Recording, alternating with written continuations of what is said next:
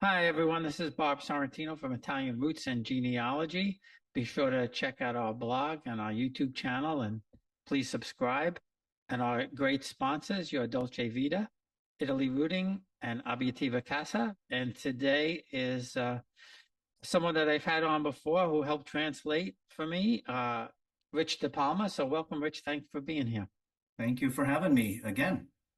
My pleasure. We never really got into your story when you were helping translate. Mhm. So let's dig into it. And usually ask people, why and when did you start researching your family roots? Okay, so first things first. I guess I could always say I've always, since I was like first grade, probably about 6 years old, I've always been interested in my heritage and especially also in languages. And what I should say is that I did not grow up speaking Italian. And the first time I went over my grandfather's house to sleep over when I was 6, the next morning after we had breakfast, he put on these, old records, and a lot of them were Italian songs. And he started singing them. Now, I should also say that all four of my grandparents were American born.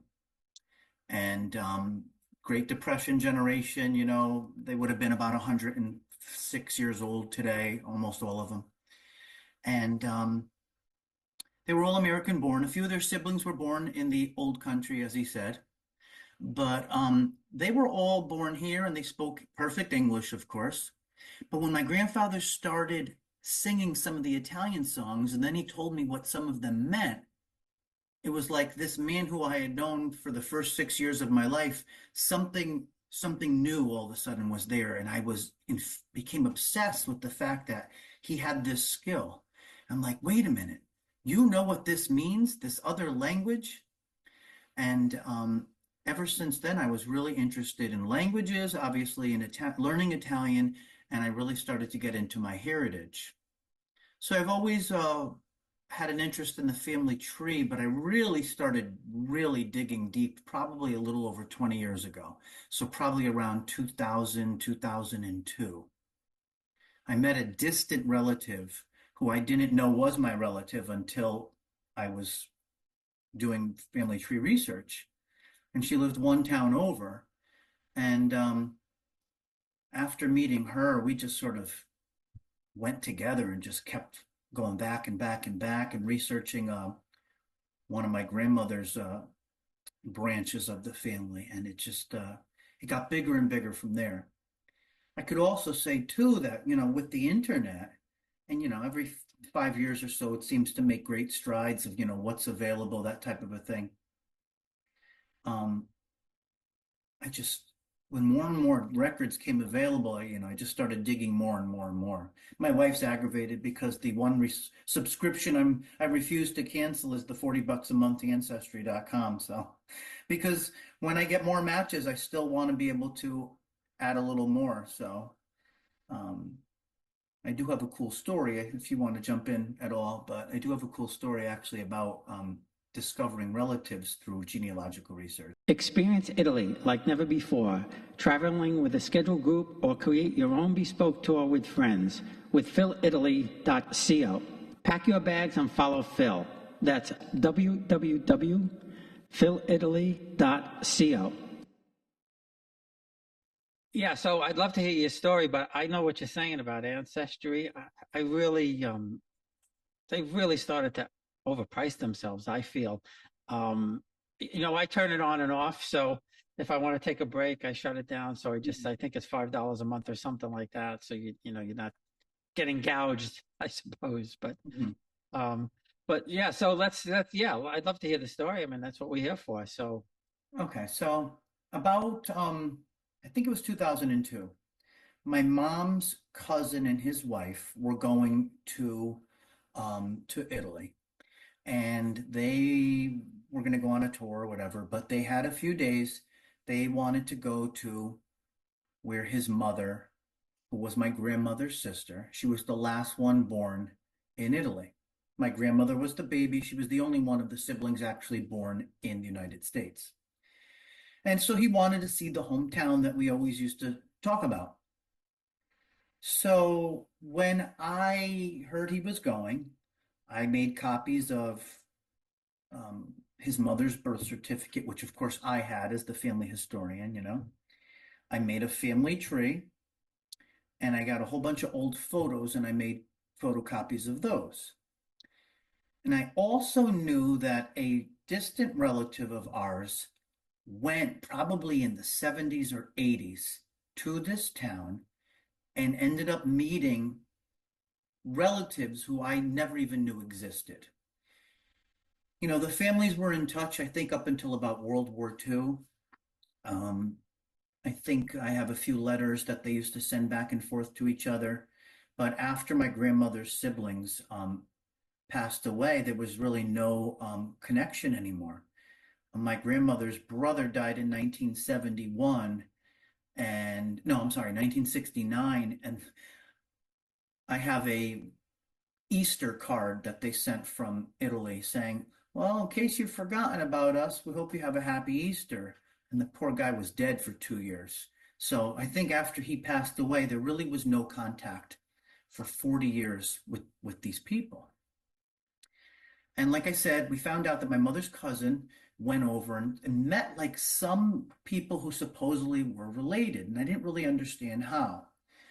Well, my grandmother's oldest cousin who moved to Florida, who I met once in my life, he wrote to me when he found out I was interested. And he said that the one cousin left behind was named Domenico Rubano, and that his son Antonio Rubano would have been my grandmother's and his first cousin. And supposedly this is their address. So I was like ecstatic. This is amazing. There's actually people. This was like my goal. I wanted to find relatives in Italy.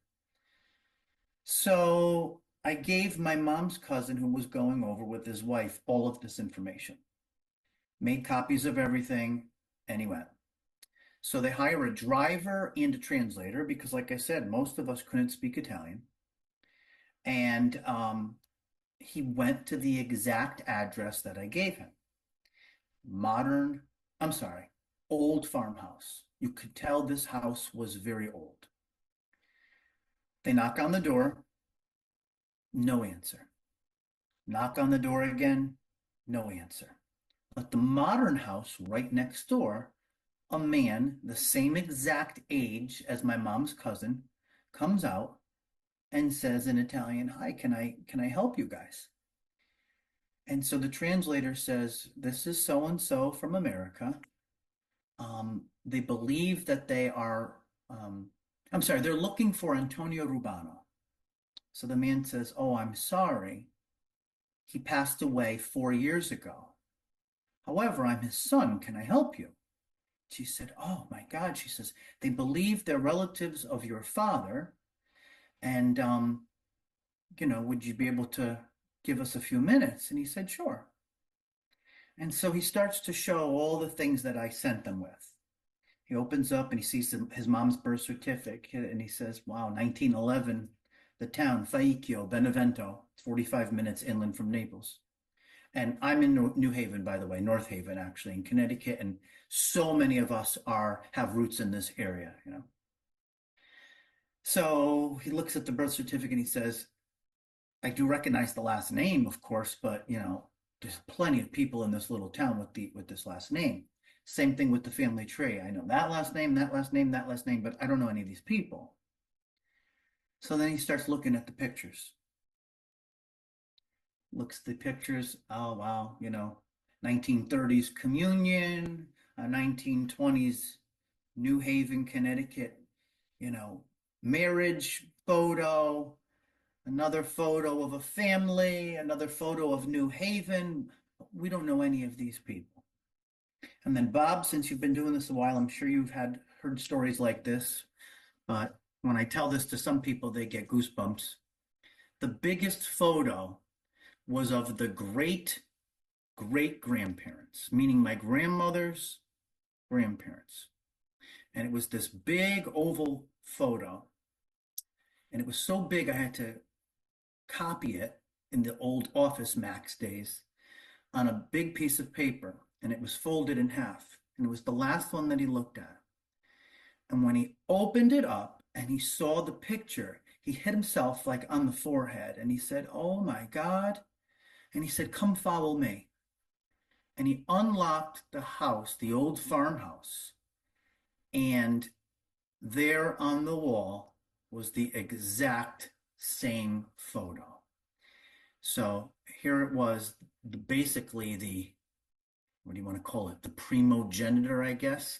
This patriarch of the entire family on both sides of the Atlantic, Domenico Rubano, and all of my grandmother's, family, all the siblings descended from this guy and his wife.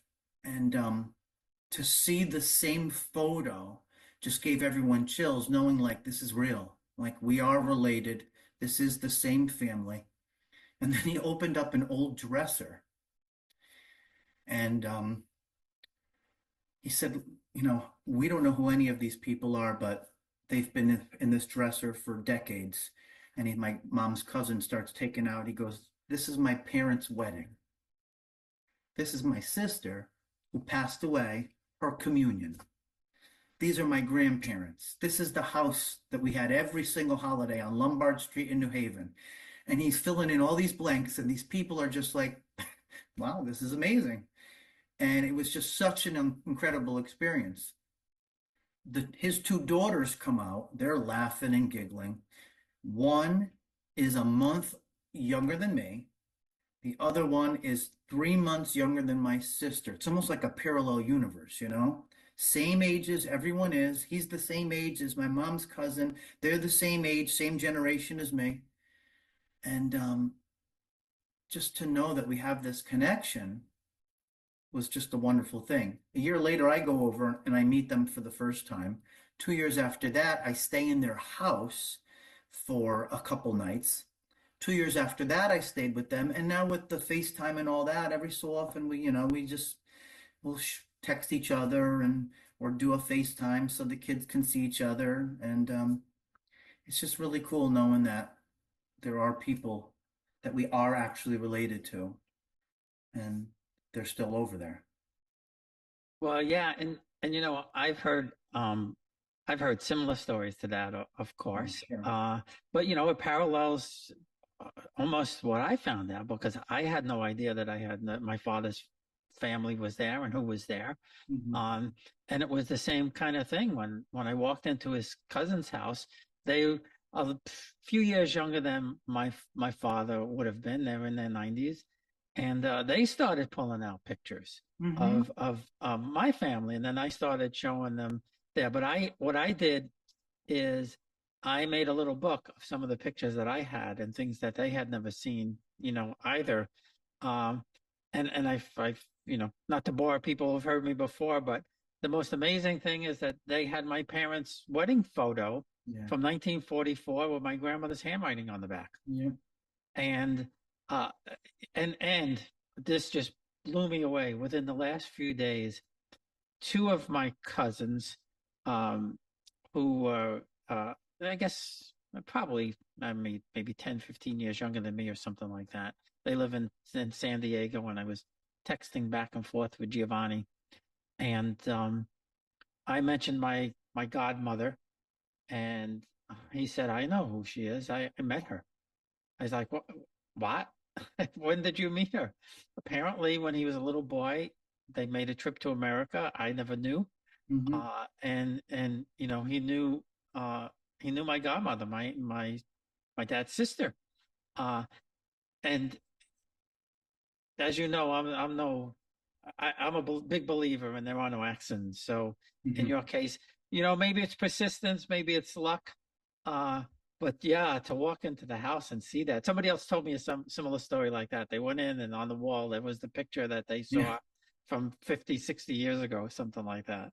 So No, so these people were born in 1842 and 1846. that's amazing. They even have a photo from, I guess the photo must have been from the 1880s or something like that, right? Yeah, or even maybe around 1900, I would Yeah. say. They had 5 children. 4 came to the United States. 1 stayed in Italy.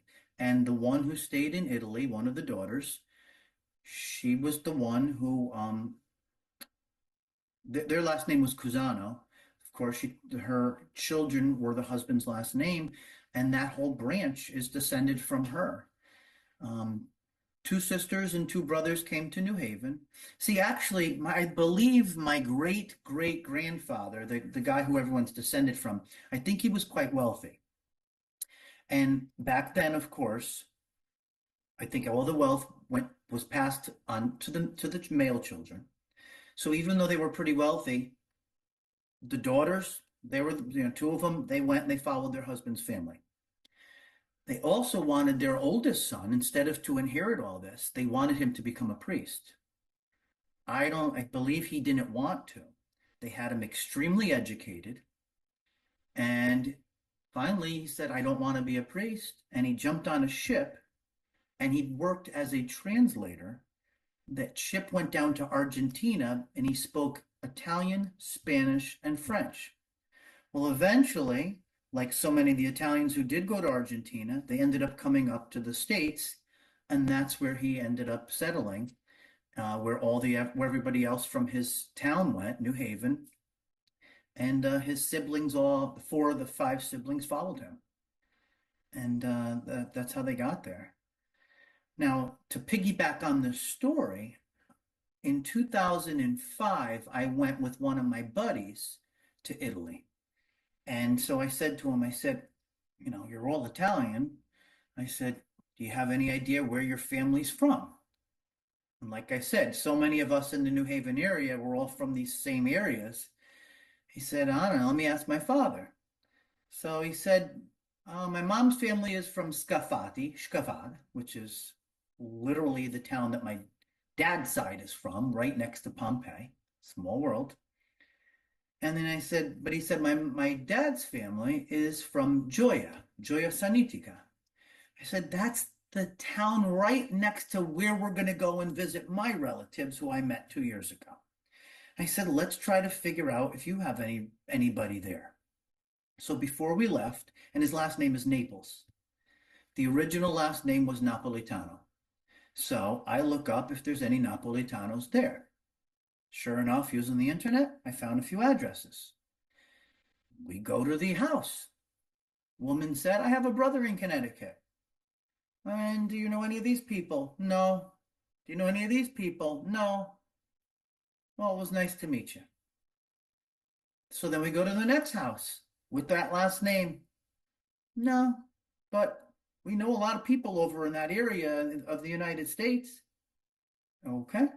So we were a little disappointed because these people had the last name, had the connections to Connecticut, but we couldn't put anything together. So finally, my mom's cousin, the one who I had met 3 years earlier, says, well, let's head back home. But before we do, you got to take a drink from the mountain here. He goes, there's a spigot right on the mountain. It's the best water you'll ever taste. Everyone stops here. We're like, what? Okay. And we're like, it's good water. And everybody starts showing up and and a garbage truck comes and the couple garbage men get out and he says, who are these guys? And they all think they know each other, right? So he goes, that's my cousin from America. He's visiting. That's his friend. Oh, yeah. And we're looking for his relatives from Gioia years ago. His family came from. Oh, what's the last name? Napolitano. We know them. Follow us. Really? We get in the car. We start following the garbage truck. They bring us to a house, say, ring that doorbell. We think these are your relatives. And they take off. I said, is this like real life? Sure enough, we ring the doorbell. A woman answers. Who are you? My great-grandfather was Giorgio Napolitano. She said he was my uncle. Come on in. These are my 3 daughters. They don't live here. They're all visiting because it was Sunday afternoon, right? This is so-and-so, this is so-and-so, this is so-and-so. She said, your great-grandfather was actually him? She goes, That was my father's brother. He moved to America. I remember seeing him once in my life when I was a little girl. See this house? This is the house they lived in. See all this? This was the area that was totally redone. He goes, come on, look at the old house. And they start showing us, so this is where your great grandfather lived. He didn't even know his father's cousin went there years ago and he met these people. They said, do you know Tony Carano? He goes, yeah, that's my dad's cousin. He goes, we met him. And they said, will you promise us you'll come back tomorrow and we can have a dinner for you? And we all ended up going over there and having the most wonderful time. And we met these people that one time. I mean, I know you must hear these stories like a dime a dozen, but like they happen more than you can imagine, and it's just so cool. It's not an accident. It's not an accident. No, I don't These believe in people coincidences. they want to be found. I mean, what are the odds that you go have a drink of water in the garbage bin? Right? Yeah, That is so unbelievable. If if you saw that in a movie, you go, they're just writing that stuff. yeah, no, absolutely. And he had no real intention to even try and find his family. Yeah. No, it was literally because I said, Jeff, that's the town right next to my grandmother's family, and it turns out I keep digging, we're not related, but me and my wife, she's another town right over, and Yeah, well, we're not related. that's like one of my interviews where, uh, he it was his next to last day in Campania, and it was raining, and he said there was nothing to do. I picked up a magazine, and he's from Grignano, not far from there. Gagnano, yeah, right near Yeah, Piscavate, yeah. yeah. And he said, I remember when I was 21 years old, my uncle told me, we were from Grignano, and I get in a cab and I tell the cab driver or the car, the limo driver, I want to go to Grignano. And we're driving and he says, why? And he said, well, my family's from there. And he said, no, no, you don't want to go to Grignano. You want to go to Lettere because that's where all the records are. And he said, normally I would say, no, I'm that kind of guy. I would just say, no, take me to where I want to go. But I said, okay. He found his family back to the 1500s. Imagine. I held in my hand the book for baptisms to 1622, Wow, but I found that pretty cool. that's amazing that Mm. they. Well, that's it. They don't throw anything away, which is really cool. It's But the probably the fact that only they copy that too. they that they had the old house still with all that stuff sitting in it, um, Well, I'm the old bummed. house too. Here's something cool. Down in the basement, um, they had this like pillar holding up the house, and around it was a millstone. And they said they used to tie the donkey to it. And Mm, they make the donkey walk, and they would throw the they would grind up flour. They grind up wheat and make their own flour down in the basement of this house. wow. And they made their own olive oil and things like that. Just really cool experience. Yeah, that's really Now, really my something. kids are 13, 12, and 8. So the 8-year-old's still a little, I think. The other two are there. I'm hoping in the next couple years to get them to be able to, I want to show them this, Yeah, because it's important. It's important. I was going to Italy every other year, but once the kids came around, that was it. So we need to get back over. I want them to know where they're from. Yeah, that's the one thing that I'm so bummed about. And, it's a lesson for anybody who's much younger than me. Go now, because you don't know what you're going to find. I mean, if I knew what I found out in the last few years, if I knew this 20 or 30 years ago, I'd have a house there. I would have had much more relationship with them over there. I mean, like my father's cousins, for example. They're my father's first cousins. Hmm. And we had gone to Sorrento. I guess it's almost 30 years ago now. And my father did mention that he had family in Torre del Greco, but that's kind of all we knew. We didn't Yep. know much more than that.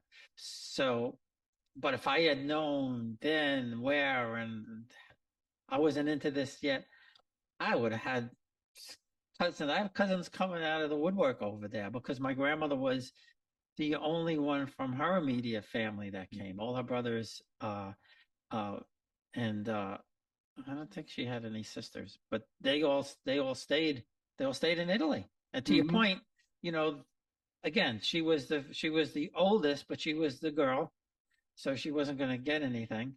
Yeah. And uh, and you had mentioned earlier about the family link. I found Nico would be my third cousin, and I had found him first. Well, he's uh, Nicola, named after his grandfather, who's the same age as my father, and they were first cousins, and he was Nicola. And he was named after my great grandfather, my father's grandfather, Nicola. Hmm. And Nico's father's name is Roberto, same as me. No real reason for that because there's nobody in the family of that name, but it's just coincidental that we have this chain of people like that, you know? Or you'll like this. My grandmother's sister went by her whole entire life, 86 years almost. She went by Fran. But we found out that her real name was Prudenza. Okay? Prudence. And I guess when her aunt signed her up for kindergarten, changed her name. I don't know why. And you ended up calling herself Fran her whole life. Well, come to find out that the woman, picture on the wall there, born in 1842, her name was Prudenza Granito.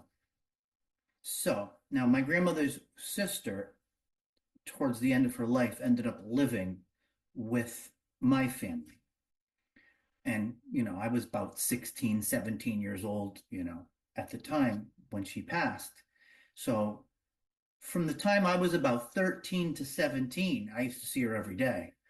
And I used to tease her a lot. And she would be ornery with a lot of people. But I think with me, it was more of like joking around and it was sort of busting each other.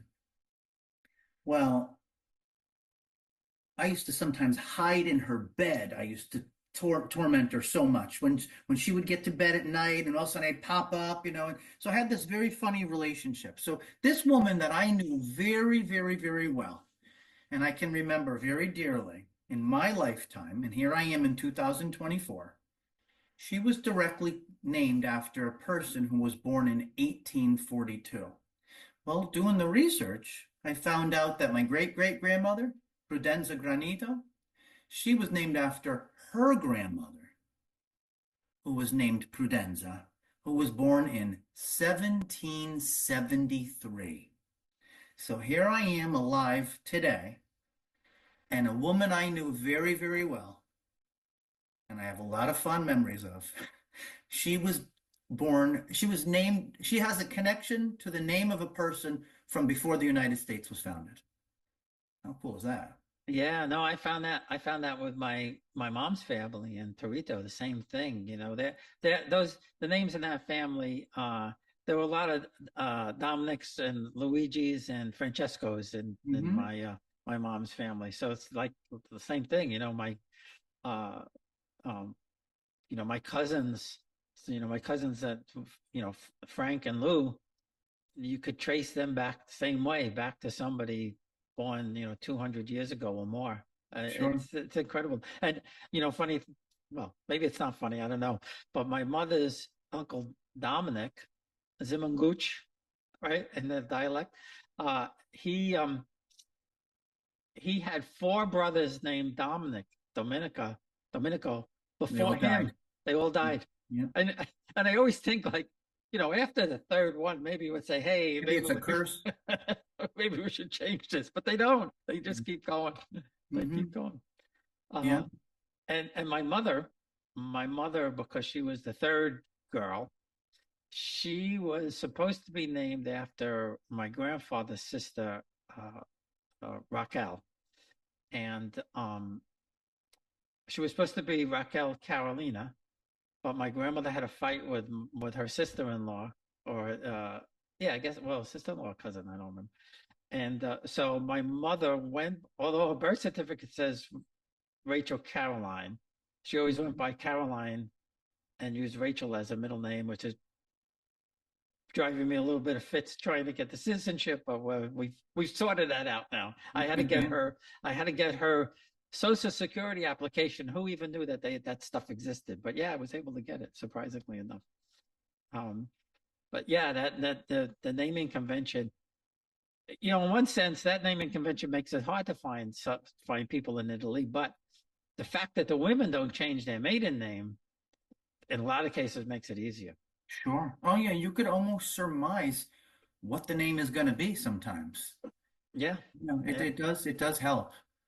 Um, Speaking of which, the citizenship, Raffaele, from the last interview we did, he actually texted me yesterday saying that if I don't have my Italian citizenship, he said I might want to look into it now because he said they're going to change laws soon and it's going to be more difficult for Americans to obtain the citizenship.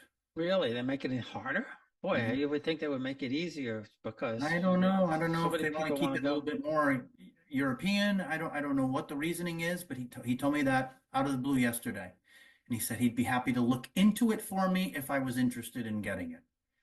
Yeah, you should, especially for the kids. I mean, your kids are young. If they want to go to school there, of course, it's peanuts. It costs Hmm. nothing to go to school there. Sure. It's like if you to go um, a technical school, and somebody told me in Milan, one of the lawyers I actually work with, it was like 1,400 euros a year or something like that. To Yeah, the college is college definitely is a cheaper there and good um, schools too. yeah, very good schools, very good schools. Yeah, I'll have to. I mean, I have to get. Um, I sent for my mother's birth certificate because I only had. My sister has her original birth certificate from 1925, but it's got to be certified. So I sent for a new copy, and then they sent it back after 3 months. They sent it back saying that I had to send a copy of a death certificate. This is Uh, an Italian birth certificate? no, this is here. This is Okay. here, and they said because they got you can't get it for privacy reasons and unless you prove well she would have been 100 years old. Give me a break. Yeah. So now I got to go that and wait another 3 months for that and then um I have to get I'm still waiting for my divorce papers and I said why do they need that? Why do they even care about that? Well, they care. So I have a couple more things to get before we can do it, but I'm doing it through the courts over there because I can't hang around for the consulate. I can't wait that long. Do Uh, you think ultimately you're going to be able to get it? yeah, yeah. It's I mean, as far as the lineage goes, I'm fine. I could do it through both sides, but it's just collecting these last bits of paper that I need to do. But doesn't it So, have to do with whether your ancestor renounced their citizenship at some point? well, there's a couple of ways. On my father's side, my originally they said that if you as long as you're like in my father's case, as long as his father did not become a citizen before, um, 1924? no, as long as if my father was born before my grandfather became a citizen, he would have been fine. But then they Okay. told me a few years ago, the courts over there, I said because my father was a minor, he was considered as renouncing his citizenship the same time as my grandfather, which is weird because my grandmother never, on my father's side, she never became a citizen. On my mother's side, because I was born after 1948, another one of these crazy things. My brother's not eligible. I am, although my brother would have been eligible under my father. Oh no, he wouldn't. He would have the same thing. But because of the 1948 clause, I could go through my mother, which is the way we're doing it. Um, and neither one of my mother's parents became citizens, so I had to go to Homeland Security and get the statement. They had to what they wanted was to see that there was no record of my grandfather either applying or getting citizenship. Okay. So So I have that, which they said was the lawyer over there said was a big deal because a lot of people can't find them, don't have that, can't find that. So I have that, but it's just these last few records. My mother's. Uh, I have to send her death certificate with the application, and then I have to wait for my divorce papers and get the apostille for that, and then after that, I'm okay. But the good thing about going through the court with a lawyer is, like in your case, they could do you and your three children all in one petition. Okay. So you would all get citizenship at the same time. Costs a little bit more money, naturally. Everything's Sure. about money, of course. But uh, like I said, in the long run, in your case, if they ever wanted to go to school there, Yeah. it's and if I had the What an opportunity, experience. yeah. I've known a few people who either went, their families went for a year and they went to school there, or you know, my cousin, he went to medical school there in Bologna. And The oldest university in the world. yeah, yeah. And of course you have to learn Italian, but I mean, I'm doing it mainly so my kids could have it, so that their kids could have it if they have kids at some point. And also, if they ever want to spend a long amount of time there, retire there even. And I the have a other thing is, I know we're talking about Italy, but once you get it, then you go through the whole European Union very easily. That's right. My That's right. wife's cousin is very, she loves France. And so they keep picking my brain about how to get Italian citizenship, because then if they get that, my wife's family is all Italian, then she can maybe get a house or buy real estate in France. Yep. Yeah. You're open to the whole, all of those European Union countries. Mhm. Um, so we mentioned ancestry earlier. So, did you find anything interesting or something that you didn't know through DNA? Yeah, so the farthest back I have with my family tree is to 1609. And the person who actually did all that research, I did not know he existed or who these people were until I found his mother as a high match of mine through DNA. So a year after my grandfather passed away, I found who would have been his second cousin, 90-something-year-old woman who lives out down in Norwalk, Connecticut. And she would have been, through his father's side of the family, my grandfather's dad and her dad were first cousins. And we didn't even know these people existed. Well, we wrote to each other, and the day after Christmas, a few years ago, she invited me and my mom and two of my three kids. The little guy was still a baby. My wife was at work. And I said, Ma, this woman, Nancy, who would be Poppy's second cousin, who I've been in touch with, who lives down in Norwalk. And my grandfather always said, too, that before his family ended up in New York and then came to Connecticut, he always said that the people and his family originally settled in Norwalk, but he didn't know anything else about it. Well, sure enough, this woman was his relative, and they were all in Norwalk, all these people we had no idea about. Well, she had us come down to her house on December 26th. She must have had uh, 15 people sitting around the kitchen table there. They put out every dessert you could imagine for us. And we stayed there and we brought photos and talked about, I don't want to get choked up because my grandfather was like my life. We talked about him and who his family was and who her family was and what connections there were. And then she presented me with this info that her son had through tax records, got the tree back to 1609. And it was just unbelievable. And like you say, no such thing as coincidences. Now, I'm from outside of New Haven. Norwalk is about close to an hour away from us. I don't know anybody down there. And I meet these cousins this one time in my life, right? The next year, I'm singing, because I do that on the side too, at my buddy, a co-worker's house for his Sicilian in-laws who were up from Florida. He said, Richie, could you do some songs for them? And by the way, his whole wife's family is from Norwalk. So they got all their cousins up. And there's this girl sitting there, and I say to her, I feel like I know you from somewhere. She says, I know, I feel like I met you too. I said, where are you from? She goes, we're all down from Norwalk. I said, were you at Nancy Allegretta's house? And is she related to you? The 93-year-old woman? She said, oh my God, you're the guy who came down with his mom last year, aren't you?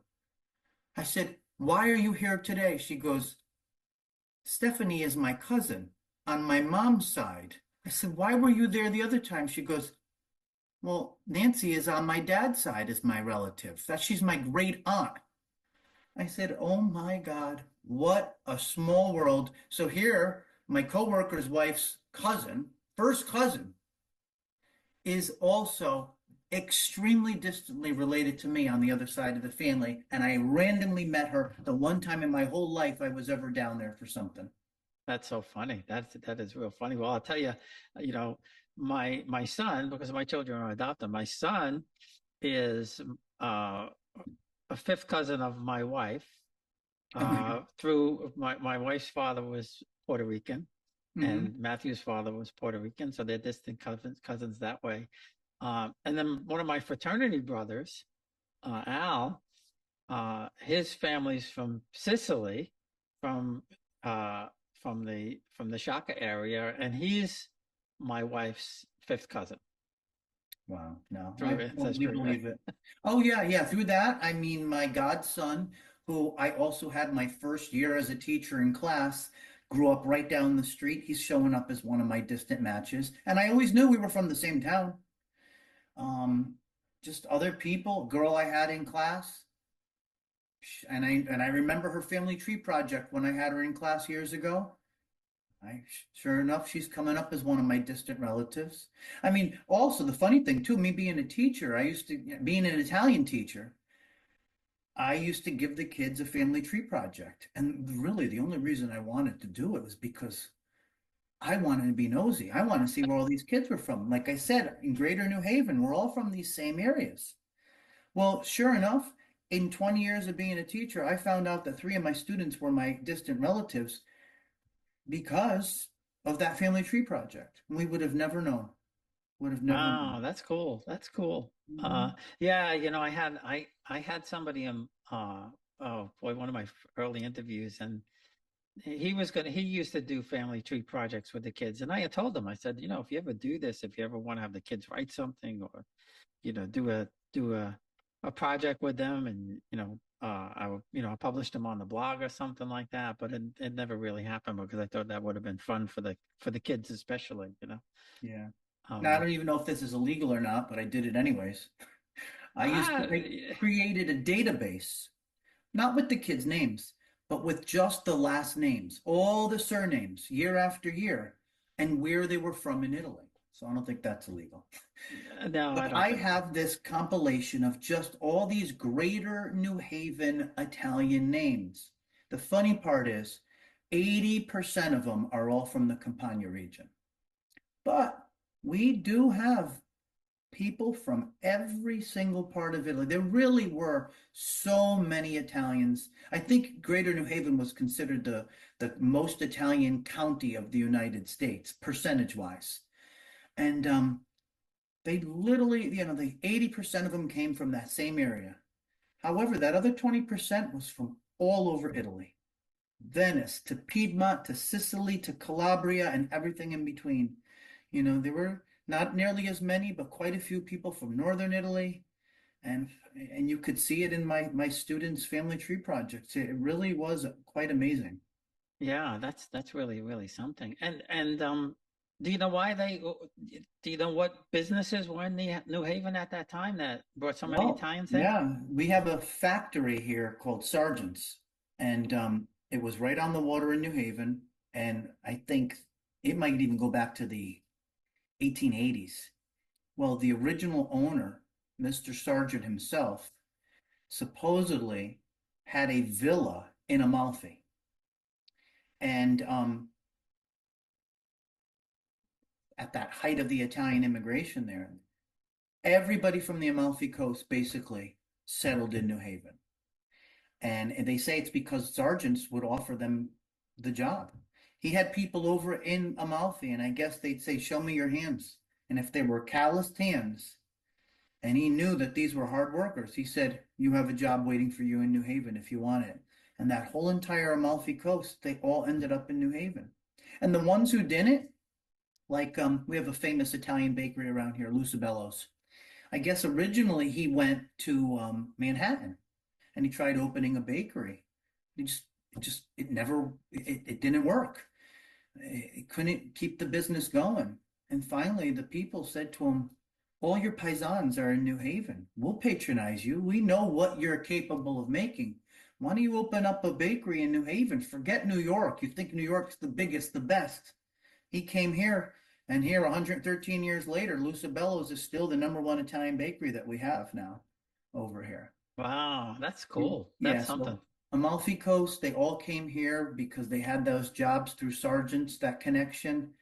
And then, of course, people went where people before them went. Like when you had Rafael Leon, everybody from Castellammare, they all went to New Haven. And there is a small, I don't know what the word I'm thinking of, small portion of them did go to Brooklyn also. And I think maybe later, but the original Stabiesi, they all went from New Haven. I'm sorry, from Castellammare to New Haven. And Connecticut, because it's so small, I mean, where I have a cousin in law married to my cousin, actually the son of the people who went to Italy and saw the picture on the wall. His wife is Sicilian, and her family is from Middletown area of Connecticut, just about 25 minutes up from my house. They all are from one town, Melilli, Sicily. If you go to Torrington, Connecticut, they're all from Basilicata, that area near Potenza. These different little enclaves went to different places. But New Haven attracted so many Italians that specific parts of New Haven they all went to. Like the people who went from the town that I was telling you about before, where we saw the picture, they all went to Fairhaven, which was a certain part of New Haven. The people from the Amalfi Coast, they all went to Worcester Square, which was another little part of New Haven, because New Haven is not a big city at all. The people who went from a different area of Italy, they all went to what's called the hill section, where my wife's family went to. And you're talking a few streets over, but if you were from that part of Italy, just a little bit more inland of the Campania region, you ended up in Fairhaven in New Haven. If you were from the coast, Malfi, Castellammare, you all went to Worcester Square, where our famous pizza places like Pepe's and Sally's and stuff are. So even where you were from in Italy dictated what part of little tiny New Haven you were going to end up in. That's so interesting. And then Yeah. you could even take it to the next generation when they left New Haven and they moved to the suburbs. I don't know if you know any of these towns. It seems like all the people who were in Fairhaven moved out to Hamden. All the Marchigiani who went to New Haven, they all went to West Haven. And all of the Worcester Square people, they all went into East Haven because it was the first part and they were used to that water. And East Haven also has a beach where these other suburbs are more inland. And where I live in North Haven, we sort of got a mixture of everybody. But even the next generation moving out of New Haven, going into the suburbs, it had to do with where their family was from in Italy. So it's you can go on and on with this stuff. Yeah, no, I know, and that's it's just so interesting, all these little enclaves all over the United States that I've learned of, through doing this. I had no idea that there were so many different places that had, little Italies or where people went to and why they went there, Yeah. and as far away as San Francisco, of course, we understand, but places like Iowa and Colorado A and lot they of went Italians in early. Colorado. A Yeah, and lot they of went Italians. early. They went early, Yep. so it's a really, really something when Yeah, when you and try to put that all together. do you realize too that there's a significant Italian population in West Virginia? Yes, I learned that recently. Yes, I know. I learned that recently. Yeah. Yeah. When I went to the National Italian American Foundation, NIAF, they used to have a gala every year. I think they still do it. I went 9 years in a row from when I was college age and then after. And I remember they used to attract people from all over the country. This guy, Al Rolandi from somewhere in Milwaukee, he was instrumental in putting on the biggest Italian festival in the country. You think San Gennaro is? This Festa Italiana out in Milwaukee is like the biggest thing. And then I remember they also had a huge festival down in West Virginia. And I'm like, who the heck is in West Virginia? Well, they all started talking to me. We're from West Virginia. We're from West Virginia. They all had the Southern accent. And I guess they were all attracted there because of the coal mines. And so many of the people who worked in the coal mines were from Italy. My grandfather's friend, this northern Italian guy, Albino, he passed away about 10 years ago. He was older than my grandfather, who would have been 106. Lived in Connecticut for many years, was from Italy, but he always told us that he was born in Minnesota. I said, "What? Albino, you came from Italy 40 years ago." I said, "What do you mean? You were born in Minnesota?" He said, "Yep. My father's family moved when I was born. They moved out for the copper mines, and then they moved back to Italy, and I came back here in the 70s." And so I'm like, it's amazing. They really are all over. Yeah, well, that's like one of the guys that I interviewed, Rock LaManna. His family was originally Chicago. Mhm. They went to St. Paul, and his father was a real entrepreneur, and he worked with 3M, and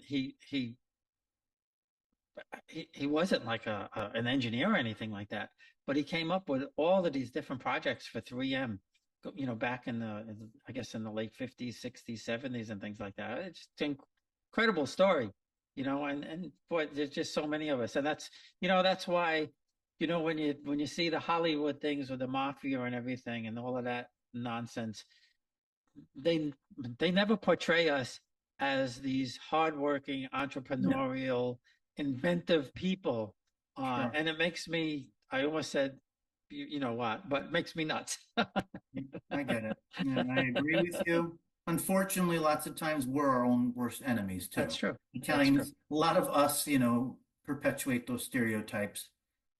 I don't think you and I are have to worry about that where we live. In Connecticut and in New Jersey, there's so many Italians that it's not the case. Hmm. But it's the areas where, if you are out in Iowa and they look at you like you're quite exotic with that Italian last name, then they're the ones who just they wouldn't get it, you know? Yeah, yeah, But yeah. do you know why there were so many Italians out in Detroit area? No, Detroit, I don't know. Because after 1924, when they sort of almost closed off Ellis Island, and they really wanted less Southern Europeans to come into the United States, they made those very restrictive immigration laws.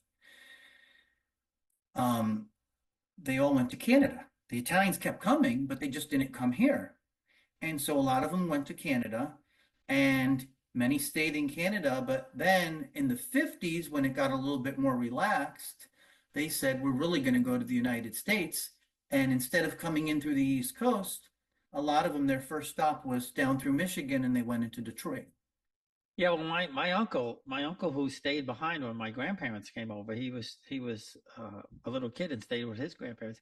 He had to spend like 4 years with his family in Canada, Okay. um, to wait to be able to come. And my uncles, he had four brothers who fought in World War II. He still had to wait in Canada for 4 years. Imagine. It didn't matter. Uh, so that's you would have thought that, hey, all right, he's got families. But, my grandparents were here from 1915, uh, and he hadn't seen his parents in something like 35 years, and he had never met his brothers and sisters. Wow. Yeah, yeah, because they didn't go there, and he didn't come here, and yeah, and I learned this. I mean, I knew that they came later because all my cousins had Italian accents and everything like that. But uh, you know, that's what happened. He worked on a mushroom farm in Canada for like 4 years or something like that, and then he brought the family over. And I'll tell you one last funny story before we go. My oldest cousin, who's still alive, she's like 92 or 93. She was 18. It must have been about 1949 or 50 or something like that. And she came over, and my uncle lived in I guess like a boarding home, but it was all men. They all guys who worked on the mushroom farm. And she hated it. And my mother's oldest sister and her husband went to visit, and my cousin Mary was very upset and everything. So my uncle Nick says, "You can't stay here. You come with us." So they fixed. They took out the back seat of the car and stuck my cousin in there, and he Smuggled her. drove her. He drove her over the bridge through Niagara Falls. My other uncle and my aunt wouldn't go in the car with him. They walked over the bridge. They were Right? afraid to go. So My, now she's in America, right? She meets her husband here, but she can't get married because she's not supposed to be here. So they had to smuggle her back to Canada so wow. she could come eventually get married and come back legally. Imagine. Well, the woman I told you about before, who I used to tease her, my grandmother's sister, she was the last one born in Italy. And when the family went to Niagara Falls, she would be, she was very tiny too already. The police officer said, why are you traveling? Oh, we're just going to go see the falls. Where you coming from? Connecticut. Okay. Who's that little girl bending down in the back seat? She always thought she was going to get deported for some reason. She came to the United States when she was 2 years old, and yet she always nervous she was going to be sent to Italy. That's a well. They had to have my cousin. They had to get her to because she had an Italian accent. From what the way the story goes is they had to make her practice saying she was from New York Uh, so they could get her back to Canada and leave her there, and then she came back. Um, hmm, well, Rich, this has been a lot of fun for sure. Great stories, and again, it's so interesting to hear these stories where you're someplace and all of a sudden somebody shows up and says, "I know where you're supposed to be." yeah, That's incredible. That's really incredible. yeah. Well, my pleasure. I appreciate you having me, and anything in the future I could help out with, let me know. I will. I will.